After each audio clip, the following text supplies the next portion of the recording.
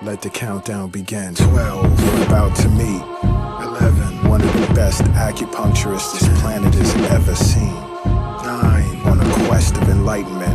8. To open your mind to a form of medicine that is yet to become widely accepted in the Western Hemisphere. 5. Sit with me 4. As I introduce you 3. To the world of acupuncture. 1. Let us begin.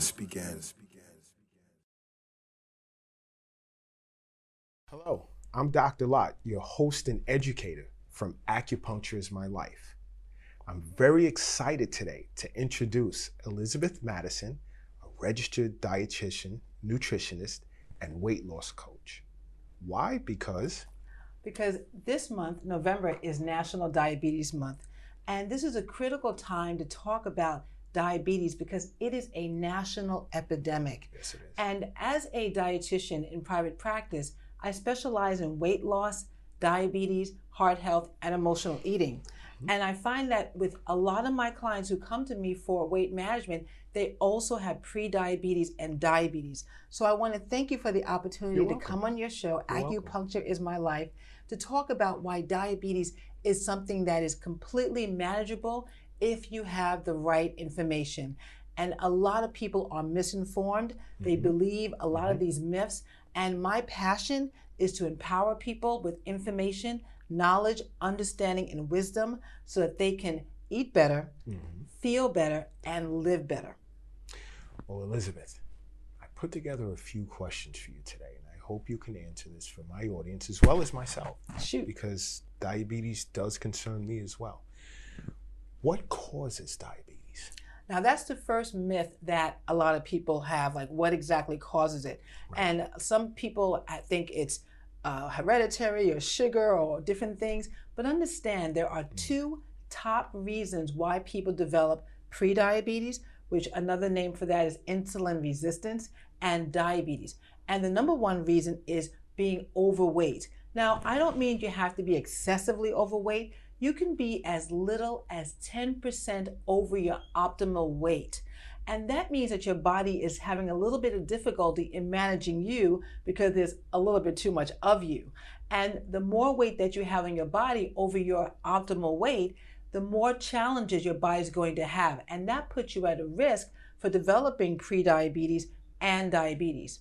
The second top reason why people develop prediabetes and diabetes is lack of physical activity. We just don't move enough like we used to. Just a generation ago, I know probably some of you may have remembered, when we used to go to the supermarkets, we used to actually have to walk to the supermarkets with our wagons. And now we get in the car for everything. We don't even have to get up to make a fax. We just send it via our computers. And so because we are so inactive, that messes up your body's energy regulation system. And that has to do with glucose and insulin and those things. And because we are not physically active like we used to be, that also puts us at risk for developing prediabetes and diabetes. So those are the top two reasons why people develop those diseases.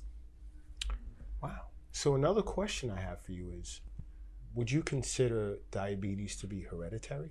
Now, if you have a family member who has diabetes, and I get a lot of clients in my office, they'll come in, they'll say, Elizabeth, I'm destined to have diabetes because my mother has it, my father has it, my aunts have it, my grandmother has it, everybody had it, so I'm doomed to get it, right? And I say, sit down, calm down, and let me explain to you that that is not guaranteed. Nobody's doomed to have diabetes. Yes, heredity does play a role in that, but think of it like an on and off switch. You do have it in your genes if your family members have had it. But your lifestyle, the things you eat, and other factors play a critical role in turning those genes off to on. So when I work with my clients, we look at those lifestyle factors and those other factors to see what they can do to keep that switch from turning from off to on, or if it's on, how to turn it back off. So just because you have a family tree of it doesn't mean that you are destined to have it. Well, would you consider diabetes to be a preventable or manageable disease? When I first became a registered dietitian nutritionist, I was taught that diabetes is a progressive and deteriorating disease. Having been in practice now since 2007, I learned that depending on so many different factors, that it does not have to be a debilitating, progressive, and ultimately deadly disease. Not at all. I've worked with many people who have had prediabetes and were able to completely reverse it through the work that we did together. And if they had diabetes, depending on other conditions, they were either able to reverse it or absolutely manage it to prevent it from progressing to those horrible conclusions that you see, like kidney dialysis due to chronic kidney failure, heart attack or stroke, or amputations. People think that once they have diabetes, that is their destiny. And Dr. Lott, it is not.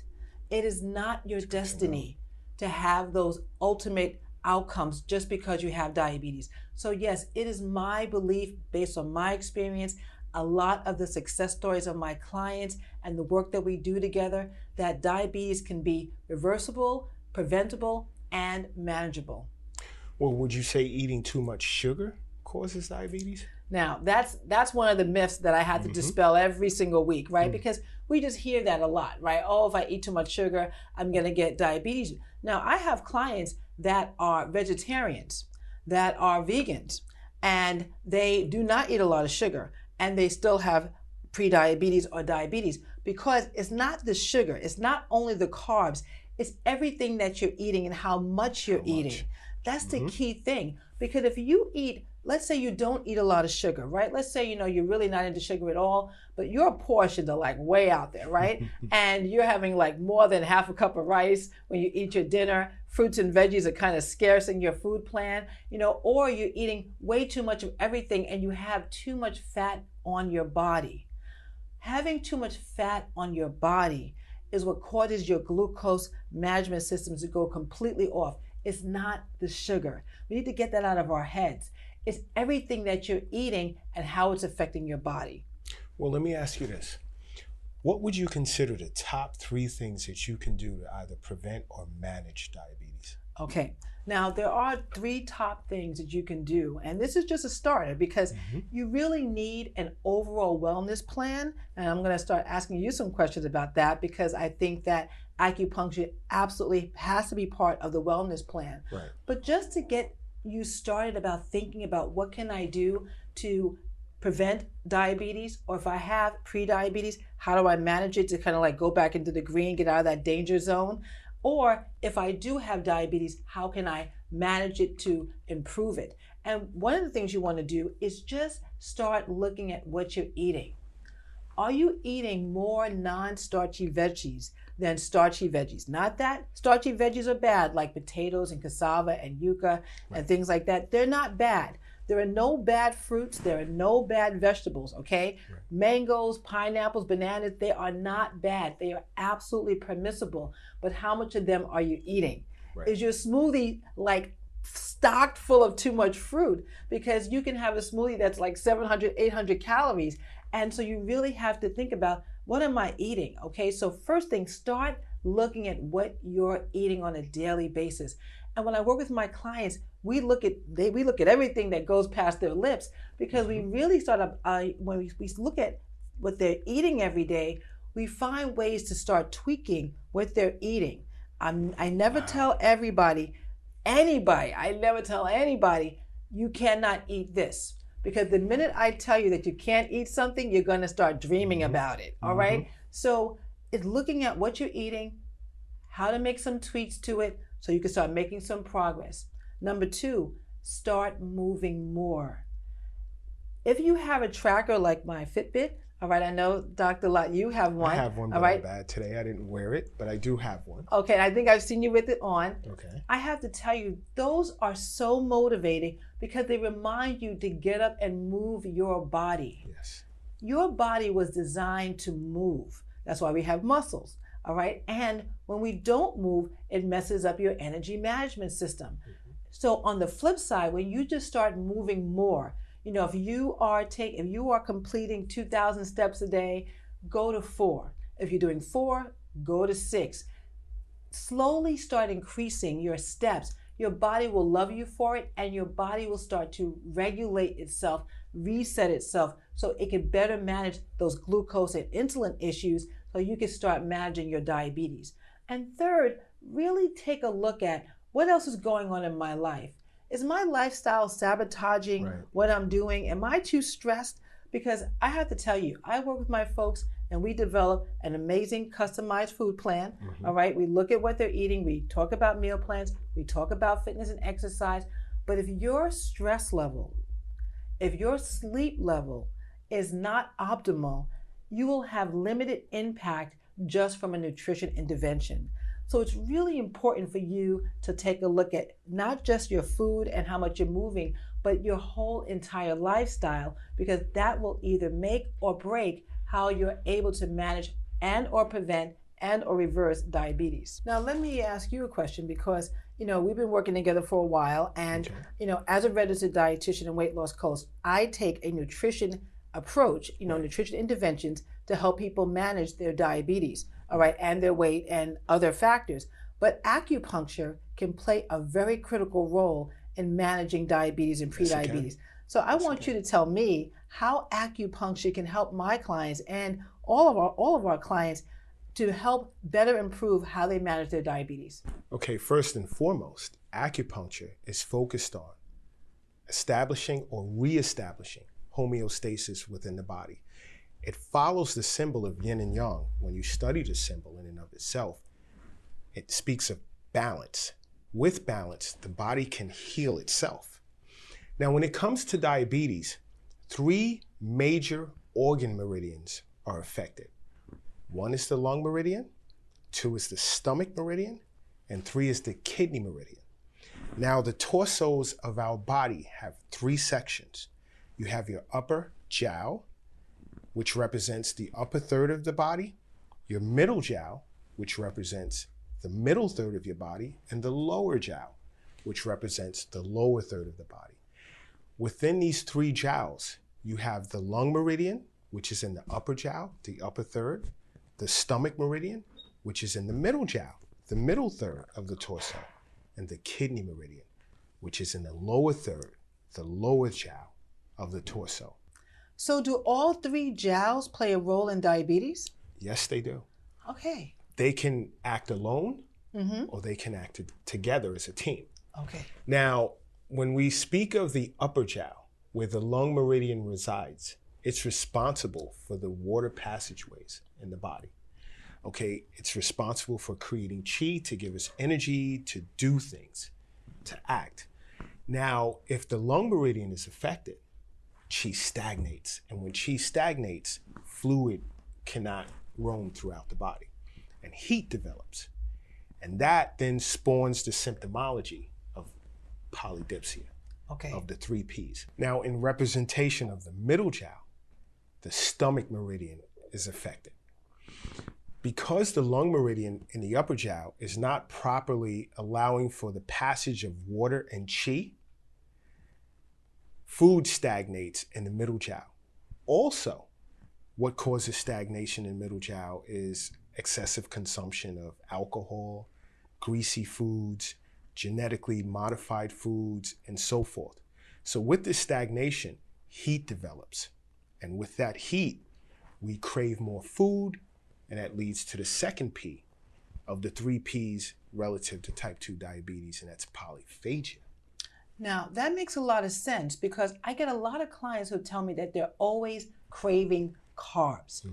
And one of the reasons why I know they're craving carbs is because what they are eating doesn't give them any nutrition. All right, the greasy foods, the alcohol, these are just empty calories. So they're overeating, but they're undernourished. Their bodies are craving vitamins, minerals, and things that really nourish their bodies. So that definitely makes sense. Yes, yes it does. And this is part of integrative acupuncture, where east meets west. But I'll continue on to speak of the lower jiao, which is the 3rd jiao, and it's represented when it comes to type 2 diabetes as the kidney meridian, or by the kidney meridian. Now, the kidney meridian is a very, very powerful meridian, and you'll learn from future episodes when I discuss or speak on behalf of that meridian, because it controls the yin energies and the yang energies of the body. Now, once the kidney meridian is affected, everything stagnates. Profuse heat builds up, and a craving for fluids, water, thirst goes through the roof. And we tend to drink a lot of liquids. And as a result, we urinate a lot as well.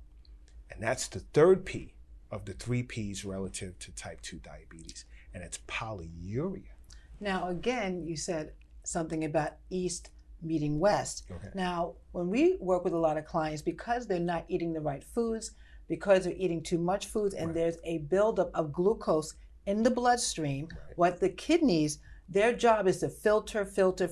That's all they do all day, 24 hours a day. They're filtering blood because they're trying to clean the blood and help the body get rid of excess glucose and other things that shouldn't be in there. So that's why when people who have diabetes are experiencing excessive urination, it is because the kidneys are on overdrive trying to get rid of all that excess glucose in the blood. So that totally makes sense. Yes, it does. Yes. So how do you treat it? How do you treat diabetes as an acupuncturist?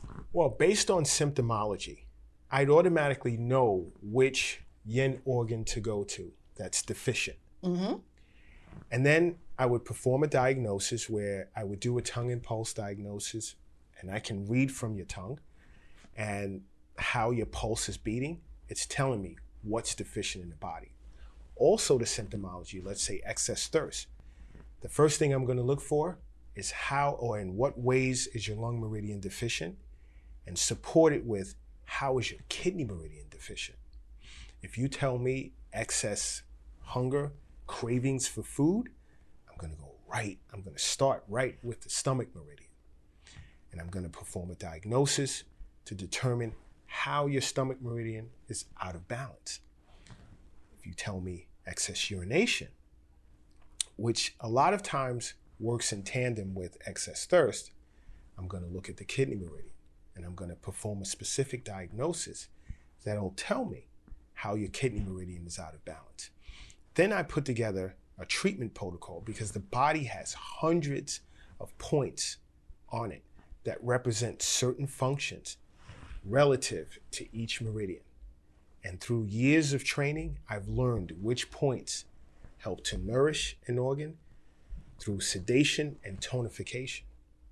Then I can implement my treatment protocol to assist you with your diabetes. And working together with Elizabeth, we can come together with a treatment protocol and a diet plan that'll help you better manage your diabetes. So what you're saying is that just doing nutrition is only part of the whole picture. Yes. Now, if you really want to be able to achieve optimal wellness, which is homeostasis in the body, a balance in the body, right? Having addressing both components, addressing nutrition intervention, the right kind of foods to nourish your body, the ability to eliminate those things that should not be in your body, in addition to addressing the different points of your body that are out of balance, using acupuncture together, not just one or the other, together with exercise, sleep, and other factors, somebody could actually better manage their prediabetes, diabetes, or even prevent its progression. Correct. Excellent. That is correct. Elizabeth, I'd like to thank you for coming on my show and speaking to my audience about how they can manage diabetes. But for the sake of my audience, can you please tell them how they can contact you, ways in which they can contact you, and talk further from a nutritional perspective as to how they can better manage and even prevent diabetes for that matter? Thank you so much for having me on your show. I always appreciate any opportunity to empower, educate, and support people who want to achieve optimal wellness. So if you're interested in learning more about my services, you can follow me on my social media channels, Facebook and Instagram, and you can subscribe to my YouTube channel where I have over 50 videos that range in optimal wellness using a spirit, mind, and body approach. I wrote a book called The 7 Spiritual Principles for Your Weight Loss Transformation, a faith-based approach to get the weight off forever. I am a faith-based dietitian. I believe that having a spirit, mind, and body approach, a holistic wellness approach, is the key to achieving optimal wellness. So you can go to my website, www.weightlosstransformation.com. And if you're wondering why is it called Weight Loss Transformation, because on my website you can find out more about my own story. I used to be 284 pounds, and I've been maintaining my current weight now for over 16 years, so you can learn about how I accomplished that and how I can help you. Now, my office number is 855-958-9958. That's 855-958-9958. So I hope that if you're interested, please contact me, and I would love to see how I could support you. Now, do you have a virtual way in which people can reach you? Yes. So I work with people in all ways. So for example, people come to my office, which is located in Rosedale, Queens, but I also work with folks virtually because not everybody can come to Rosedale, Queens. So as long as you have a webcam on your iPad or your computer or even on your phone, we can work together. And I'm really flexible about how people schedule their appointments because it's all about supporting you on your wellness journey. Once again, don't forget to subscribe to my channel to learn more about acupuncture and Chinese medicine and the overall diseases in which it can treat. In future episodes, I will also continue to discuss the 6 paired meridians within the body, its overall functions, and how it can restore homeostasis. Remember, acupuncture is my life. What's yours? Acupuncture is my life.